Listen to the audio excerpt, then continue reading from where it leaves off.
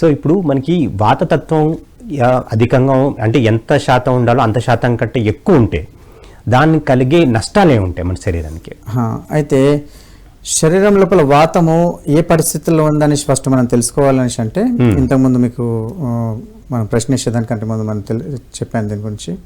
దాన్ని ఫస్ట్ మనం తెలుసుకుంటే దీనికి జవాబు మనకు ఈజీగా దొరుకుతుంది. ప్రతి మానవ శరీరము పుట్టిన తర్వాత ప్రతి ఒక్కరికి వాతము, కఫము, పిత్తము వేరువేరుగా ఉంటుంది.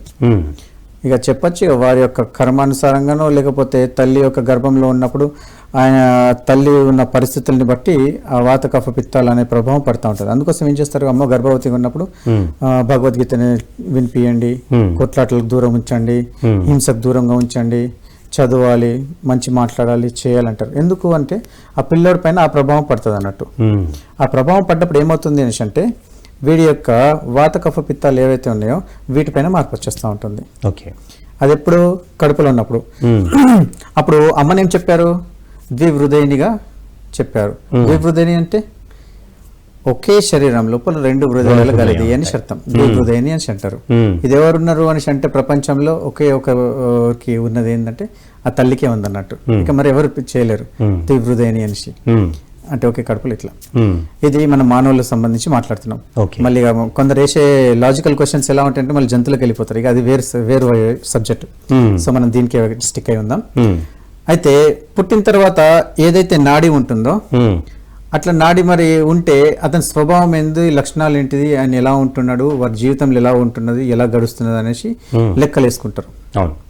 అయితే దానికి ఏం చేయాలి అనేసి అంటే ప్రొద్దున కాలకృత్యాలు తీర్చుకొని పడగడుపునే నాడి చూస్తాం మేము.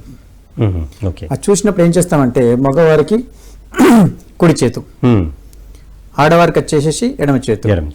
మరి కుడి చేతి ఎందుకు చూడాలి, ఎడమ చేతి ఎందుకు చూడాలి అనేసి అంటే సత్యయుగం లోపల చూసే విధానం వేరుండే, తర్వాత మళ్ళీ ఈ తర్వాత రామాయణ కాలంలో వేరుండే, తర్వాత వచ్చేసి మహాభారత కాలం లోపల వేరు ఉండే. ఇప్పుడు కలియుగంలో మాత్రం ఇది చూడమని చెప్పేశారు. ఇవి మనకు ఏవైతే ఆయుర్వేదిక గ్రంథాలు ఉన్నాయో అవి బోధిస్తున్నాయి అన్నట్టు. ఇది నాడి విజ్ఞానం మీద ఇది హ్యూజ్ సబ్జెక్ట్ అన్నట్టు.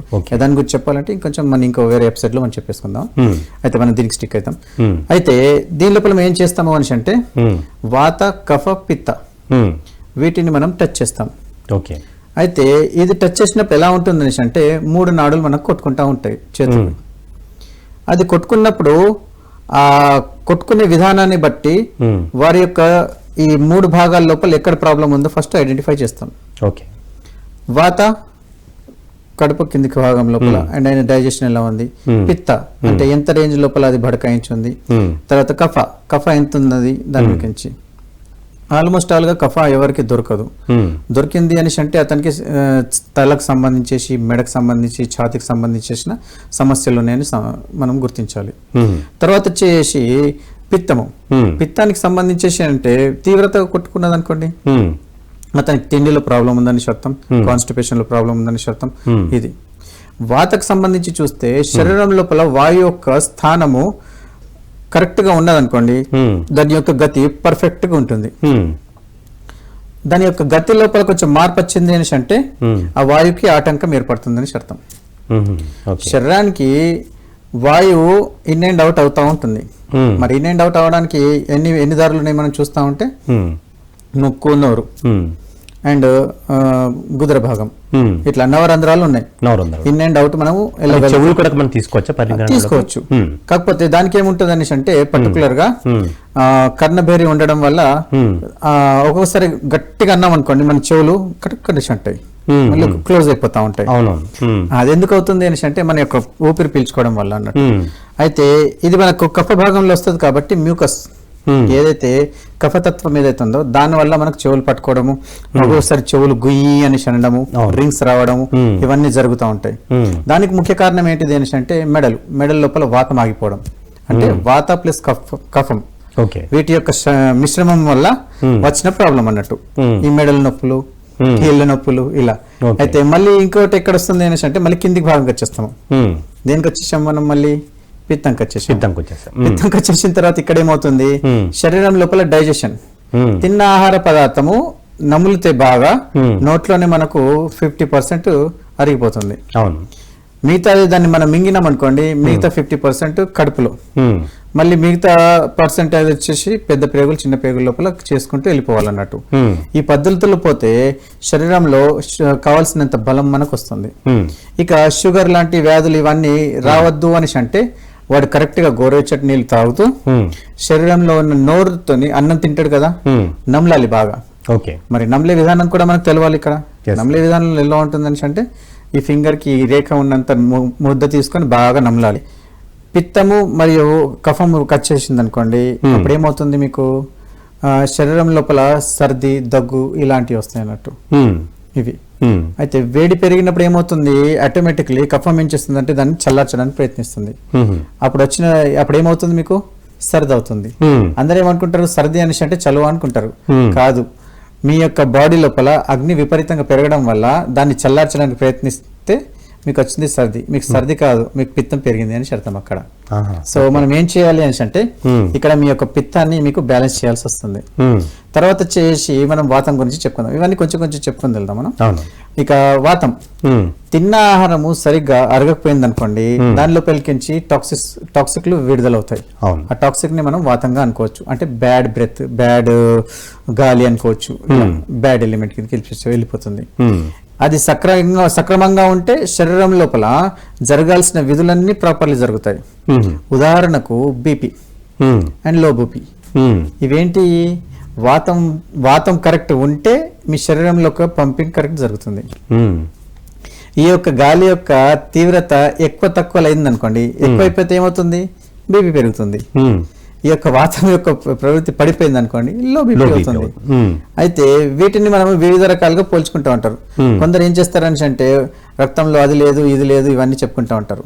కానీ ఆయుర్వేదం క్లియర్ గా చెప్తుంది, వాతము ఉండడం వల్లనే గాలి తత్వం వల్ల ఇది అవుతుంది. మరి ఇప్పుడు ఈ యొక్క వాత తత్వం యొక్క లక్షణాలు తెలుసుకుందాం. మరి వాత లక్షణాలు ఏంటి అనేసి అంటే వృక్షత అంటే డ్రైనెస్. ఓకే, ఫస్ట్ ఇది గుర్తుంచుకోవాలి మన ప్రేక్షకులు. డ్రైనెస్ అంటే మనము తినే ఆహార పదార్థాల లోపల చాలా మంది చగోడీలు తినడము, పాపడాలు తినడము, మురుమురాలు తినడము, ఏదైతే ఇలాంటి పదార్థాలు తింటాయో ఆ శరీరానికి అలాంటి తత్వమే వస్తుంది. ఇంకా వృక్షత ఎందుకు ఏర్పడుతుంది, గాలి ఎక్కువ ఉంది వృక్షత. తర్వాత వచ్చేసి శరీరము డ్రై అయిపోతుంది, చమురు ఉండదు.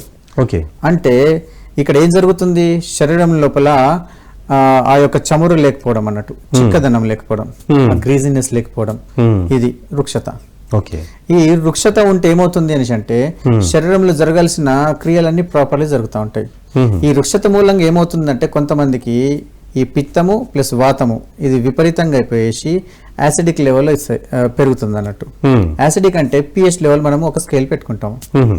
అయితే ఇక్కడ స్కేల్ కి కింది భాగాన మనం వస్తున్న కొద్దీ యాసిడ్ పెరిగిపోయినట్టు, స్కేల్ కి ఇటువైపు పైకి పెరిగిపోయిన కొద్దీ మనము ఆల్కలిన్ లో వచ్చినట్టు. అయితే మధ్యస్థంగా మనం చూసుకోవాలి, 5.5 ఇలా 5.6 to 5.3 ఇలా చూసుకుంటే ఇది మధ్యస్థంగా ఉంటుంది. దీనికి మనం డాప్ అయిపోతున్నామంటే యాసిడిక్ అయిపోతుంది. అందుకోసము చాలా మంది శరీరము డ్రై అయిపోతే దురదలు ఇవ్వడము, కొందరికి ఇలా ముడితే దద్దులు అవ్వడము, జస్ట్ ఇలా చేతి ముట్టేస్తే ఎర్రగా అయిపోవడము, ఇదంతా యాసిడిక్ అన్నట్టు రక్తం. తర్వాత వచ్చేసి ఎవరైతే శరీరం లోపల విపరీతంగా యాసిడ్స్ పెరిగిపోతాయో అలాంటి వ్యక్తులకు యాసిడ్ రిఫ్లెక్షన్స్ వస్తున్నట్లు. ఓకే, ఇది యాసిడ్ పెరగడం వల్ల. ఇక వచ్చేసి వాతం గురించి మనం మాట్లాడుతున్నాం కదా, అతిగా వాతం పెరిగిపోవడం వల్ల ఈ డ్రై గాలి చేస్తుంది అంటే ఈ యొక్క ఎముకల మధ్యలో ఉండే ఆ జిగుటుని ఆర్చేస్తుంది. దానివల్ల గాఢత ఏర్పడేసేసి దీంట్లో మూమెంట్ లో ప్రాబ్లమ్స్ వస్తాయి. దాంతో ఏమవుతుందంటే విపరీతమైన నొప్పులు స్టార్ట్ అవుతాయి. అదే గాలి అధికంగా అయిపోయేసి వృక్షత ఎక్కువైపోయింది అనుకోండి, రక్తంలో గాఢత్వం పెంచేసింది అనుకోండి, అప్పుడు ఏమవుతుంది, మీ మాంసం లోపల నొప్పులు తీసుకొస్తుంది. అవే బాడీ పెయిన్స్, వాత నొప్పులు అనేసి అంటాం మనం. తర్వాత వచ్చేసి కీళ్ళ వాతం అంటాము. కీళ్ళు అనేసి అంటే ఎముకకు మధ్య జాయింట్స్ ఏవైతున్నాయో వాటిని మనము కీళ్ళు అనేసి అంటాము.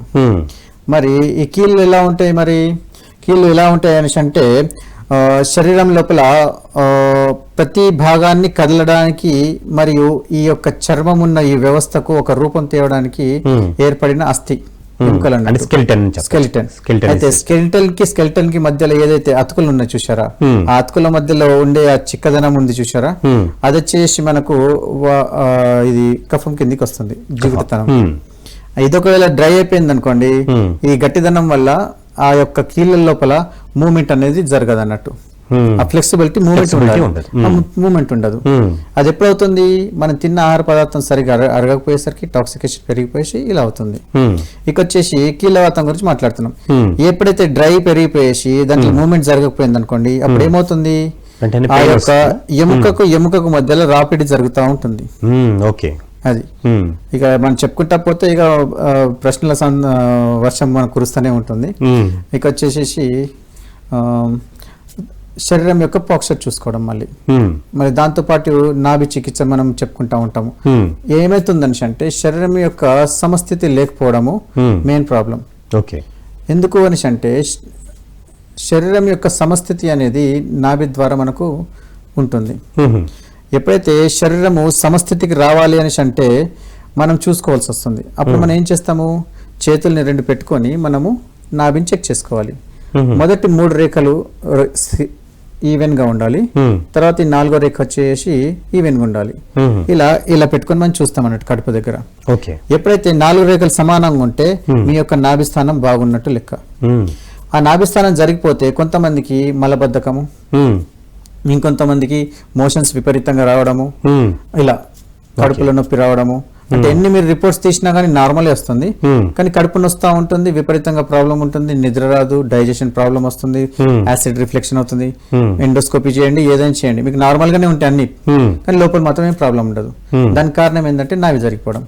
నాభి జరిగిపోవడం వల్ల వాత ప్రవృత్తి పెరిగిపోతుంది మీకు ఇక్కడ.